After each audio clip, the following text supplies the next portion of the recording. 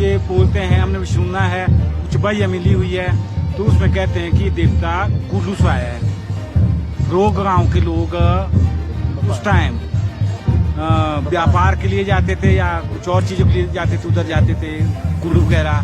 तो वहाँ पर जब वे सुबह के टाइम संध्या कर रहे या कुछ कर रहे थे, तो नदी किनारे गए, नहाने गए या और कुछ करने गए, तो उनको नदी के किनारे ये मूर्ति मिली, देवता गोलीनाग बोलते इसको।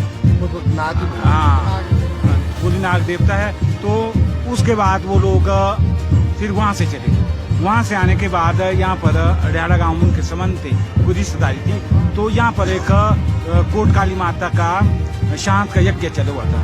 तो इस यज्ञ में वो लोग भी आगे, उन्होंने इस देवते को अपने खल को होता था उस टाइम, तो उसमें भर के किसी रिश्तेदार के घर में आके ऊपरली मंजिल में, दड़क बोलते हैं हम अपनी भाषा में, उसमें दड़क के ऊपर रख लिया।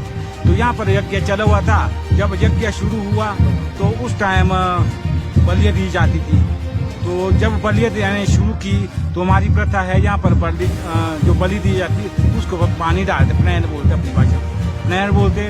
तब उस तरीके से देवी देवताएं जो बकरे चढ़ाए जाते हैं वो लेते हैं। तो जब प्रणय डाली गई तो बकरे सारे शांत हो गए। तो यज्ञ में थोड़ा विघ्न जैसा शुरू होने लगे कि कोई बकरा देवता ले नहीं रहा था। तब माता को प्रकट किया गया, माता से पूछा गया कि माता ये क्या कारण है, हम इतना बड़ा यज्ञ कर रहे हैं, इतना बड़ा यज्ञ करने के बावजूद ये तो अपशकुन जैसे हो रहा है। तो माता ने प्रकट होके बोला कि इस यज्ञ में एक मेहमान आया हुआ है जिससे तुम लोग अनभिज्ञ है। तो सारे लोग इधर उधर टोड़ने लगे, बोला कैसा मेहमान, कौन मेहमान। तो फिर बोल दिया कि किसी के घर में दड़क के ऊपर मेहमान है। फिर और टोड़ने लगे, किसके दड़क के ऊपर है। तो फिर उन लोगों को ढूंढा गया जो रोग गांव से आए थे लोग, उनको ढूंढा गया वहाँ पर। फिर उनसे पूछा गया भाई तुम्हारे पास कोई चीज तो नहीं है। तुमने बोल दिया कि बोला हमारे पास ऐसी मूर्ति हमारे को मिली थी और वो ही हमारे पास है। तो माता को फिर प्रकट किया गया। तो माता ने बोला कि यही मेहमान है। तो फिर माता के आदेश अनुसार जो पहली बलि दी गई उस देवता को दी गई। उसके बाद फिर सारे यज्ञ शुरू हुआ। तो उस टाइम से लेकर आज तक ये प्रथा चली हुई है कि उस टाइम तो वो लोग चले गए परे फ्रो गांव। तो फ्रो गांव में देवता गोलीनाग जी लगभग 14 साल तक रहे एक ही घर में। वहाँ पर एक देवी का होता साम्राज्य था, वो चलती थी जाली नंबर 3 में, उसका वो मान्यता थी वहाँ पर, तो चलती थी। शायद वो देवता जी चाहते होंगे गोलीनाग जी की मेरे को स्थान यहाँ मिले जाली में, तो शायद नहीं चाहती होगी। तो एक दिन माता अपने दौरे में निकली होगी, देवी माता अपने दौरे में निकली थी, तो स्टाड़ी गाँव गई हुई थी।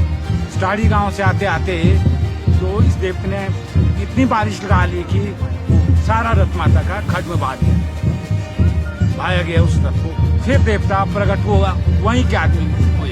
फिर इसने अपना बखान बोला। अब लोग अनभिज्ञ थे वहाँ पर, कौन है कैसा है। फिर ये प्रकट हो के फिर इसने अपना बखान बोला, मैं कुल्लू से आया हूँ, मेरा नाम गोलीनाग है, अगर आप लोग चाहते हैं तो मैं यहाँ पर स्थान लेना चाहता हूँ। फिर बोले तो देवी तो बह गई। फिर देवते के आदेश अनुसार जो भी देवी की मूर्तियाँ थी उनको ढूंढ के लाए गए, जो आज में विराजमान है। शायद जो ऊपर की मूर्ति है उस टाइम की है, ऊपरी लगी रही। तो फिर उस के बाद देवता जी की जो स्थापना या मानता स्थापना तो जाली नंबर 3 में की गई है। और फिर मानता जितनी देवी माता की थी उतने सब लोग करने लगे। तो उसके बाद जो अड्यारा का संबंध है, यहाँ पर बागी का संबंध है, उस टाइम से चला हुआ है। तो देवता जी हर तीसरी साल यहाँ पर आते हैं या एक भव्य मेला लगाते हो, आप लोगों ने देखा होगा। फिर इसकी प्रसिद्धि बहुत है। इस देवते की राजा महाराजा से लेकर है।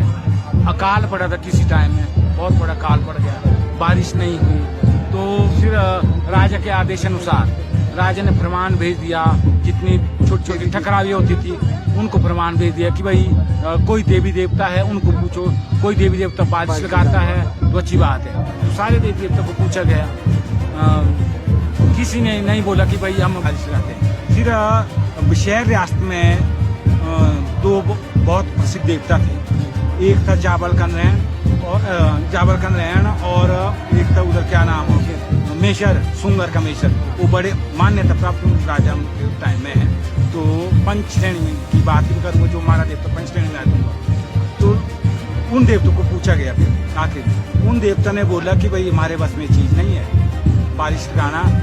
ठाणी जगह में जगह नंबर 3 में एक देवता है कोलीनाग नाम का देवता है, बोला वो बारिश गा सकता है। फिर राजाओं का फरमान आया, उस टाइम अब जेलदारी थी, जेलदारी करता थी, तो जेलदारी उन दौरान खैनी गांव में थी। तो राजा का फरमान आ गया, वहाँ पर खैनी गांव के देवता को पूछो भाई पानी बारिश गाता है या नहीं गाता। तो वहाँ से लोग आए, देवते ने बोला कि मैं बारिश लगाऊंगा। फिर देवते ने शर्त रखी, बोला अगर मैं बारिश लगाऊंगा तो मेरे को इनाम में क्या देंगे।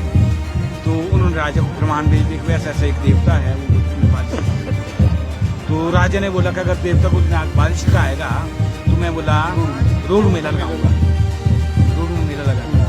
तो फिर देवता के पास अब अपनी जनता भी थी, तो वो लोग डरे हुए थे कि भाई अगर ऐसा नहीं होगा तो देवता जी को शायद राजा का टाइम था, शायद बोला कैद कर देंगे, सारी प्रजा उधर चले जाएंगी। तो देवता ने अपनी प्रजा को समझाया कि भाई ऐसा मैं नहीं होने दूंगा, मैं बारिश लगाऊंगा।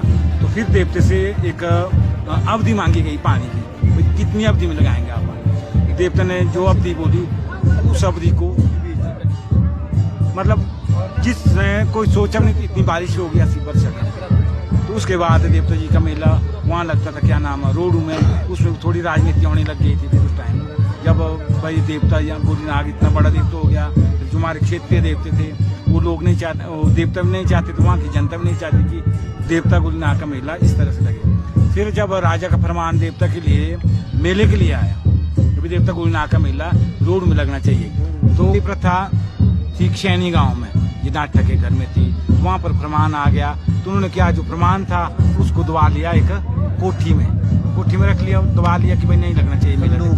संदूक था, हाँ संदूक। तो फिर देवता को पता था, फिर देवता ने वहाँ पर क्या कर दिया, भाई अच्छा तुम ऐसा चाहते हैं तो वहाँ पर एक बिजली डाल दी वहाँ पर उस संदूक में।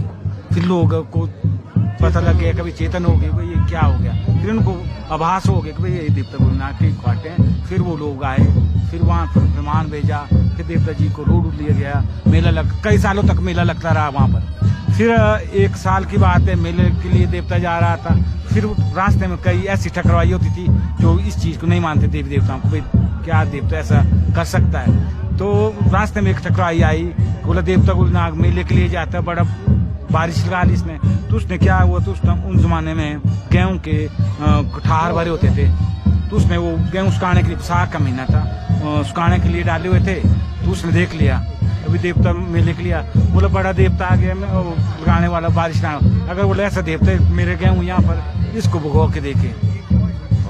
अब साग में आपको पता ही हो कैसी धूप लगती है, बहुत जोर की धूप लगी है, चलते रहे लोग, चल रहे थे, देवता जी जा रहे थे। तो पल भर के लिए वो, अब उस टाइम क्रूडी बोलते हैं, वहाँ पर बैरटी जैसी होती थी बनाई हुई खलिहान में, तो उसकी इसमें छाया में बैठ गया और थोड़ा सा मतलब आराम करूँ। तो उसको पता लगा, नींद लगी, देवते ने कोई छल किया, नींद आ गई उसको। तो जितने को नींद खुलती है उतने को देखते उसके गेहूँ सारे बार हो गए। फिर उसने रख ली, भाई अच्छा ऐसा कर दिया, तब तो तू देवता तो है, चलो मैं भी देख लूंगा तेरे को। जब वापसी में देवता गांव की तरफ आ रहा था, घर की तरफ, मंदिर की तरफ, तो उसने क्या कर दिया, उस टाइम तीर कमान चलते थे, कनेरू बोलते थे हमारी भाषा में, हाँ कनेरू बोलते थे। तो उसने क्या कर दिया, दूर से जब देवता जी उधर से गुजर रहे थे वापसी के लिए, तो उसने कनेरू से लगा लिया, जो भी आज और यहाँ पर निशान है, नाक में भी है और ये भी है, हाँ मौजूद है। तो फिर जो देवता के साथ पब्लिक वो भड़क गई, बोला इसको तो देवता भी हम काटते हैं। देवता ने बोला कि नहीं तुमने अभी कुछ न करना, इसका बदला ले लूंगा मैं। तो लोग सब आ गए, फिर थोड़ी चिंतित थे, भाई हमारे देवते के साथ ऐसा कर दिया। बोला कोई बात नहीं, इसका बदला मैंने लेना है, तुम्हारी कोई ये नहीं। उसके बाद क्या होता है, फिर देवता जी अपने मंदिर में बैठ गए। कुछ अरसे बाद थाना गांव के वहाँ के खांगटा गांव भी संबंध वहीं से रखते हैं जहाँ से देवता कोलीनाग आया, उनके साथ भीमा काली भी है और उस साइड से वो संबंध रखते हैं। तो वो भी देवता मेले में गए हुए थे, तो उन्होंने क्या कहते, एक आदमी ने कर दिया ऐसा कि भाई जब हम मेले में गए थे देवता कोलीनाग के साथ, देखो हमारे सामने ऐसा हुआ, मतलब बात हम सहन नहीं कर सकते। तो उसने क्या कर दिया, वो बड़ा सेठ था उस टाइम, ऐसा अब पैसे तो नहीं होते थे, जब उसके पास अनाज होता था उसको ऐसे ही देते थे, बैजे में देते थे। अब जैसे बैजे का मतलब होता था ऐसे 10 पत्ते दिए, 10 के बदले उसको 12 देने पड़ते थे। तो वो वहाँ के एक आदमी चला गया वहाँ पर भैंसे के लिए अनाज लेने। तो उसके अब जैसे कुठार होते थे उसमें पल्ले होते थे, नीचे पल्ले भरे होते थे। जब हो गया उसने क्या किया, डंगरा रखा साथ लेके, डंगर होते थे उस टाइम, वो रखा छुपा के, और जूड़े पहनते थे उस टाइम लोग ना, अचकने जूड़े, तो बस अचकन पहन के गाची बांध। वहाँ पर गया उसके पास, उसने बोला क्यों आया, बोला मेरे को ऐसा ऐसा अनाज चाहिए था। बोला अनाज तो मैं तेरे को दे दूंगा। बोला अवधि कितनी अवधि के लिए, कितना देगा। बोला फलानी अवधि में मैं आपका अनाज दे दूंगा। ठीक है। फिर उसका असूल ऐसा था उस ठाकुर का, जिसने देवते जी को कनेरूस लगाई कि वो और उसे नहीं बेचता देना, खुद देता था अनाज। चल पड़े कुठार के लिए। कुठार में जब पल्ले खोले, पल्ले होते थे नीचे, तो जब उसने कुठार का वो ढकना खोला अनाज के लिए, जब उसने बर्तन नीचे डाला तो उसको झुकना पड़ा नीचे। तो झुकना पड़ा, उसने खांगटी ने क्या किया, उसका सिर में मार काट दिया उसका सिर, और सीधा सिर लेके आ गया देवता गोलीनाग के पास। देवता गोलीनाग को देवता ने बोला कि भाई ने मेरा बदला ले लिया, तो मेरा ही आदमी। तो आज भी जब भी काजी माना उस टाइम से देवता ने उनको, खांगटी को, जब भी कोई देवता जी का कोई बड़ा होता है, मेला होता है, कार्य होता है, फंक्शन होता है, जैसे कहीं यात्रा में जाएंगे तो पहला निमंत्रण उनको होता है, उनको बुलाएंगे ही बुलाएंगे, बुलाएंगे ही बुलाएंगे उनको। उस तरह से एक आधार का संबंध शहर रियासत में इतना चलता रहा ना जी। तो फिर देवते की श्रेणियाँ होती थी उस टाइम। तो एक पंचदेव की श्रेणी बनाई राजा शहर ने, भाई पंचदेव में कौन कौन देवता आएंगे, हाँ ऊंची श्रेणी में। तो उसमें फिर देवता गोलीनाग को भी, फिर पहले तो 2 थे रामपुर से, उसमें था एक देवता शहरू और सुंगर कमेश्वर, और फिर छुआरा से 2 थे, एक जावा कंद्रैया और दूसरा गुढ़ारू, और फिर नावर क्षेत्र से हमारा देवता गोलीनाग। उस टाइम से ये पंचदेव की श्रेणी में। हाँ, वैसे तो बहुत सारी, जब वक्त होगा तो और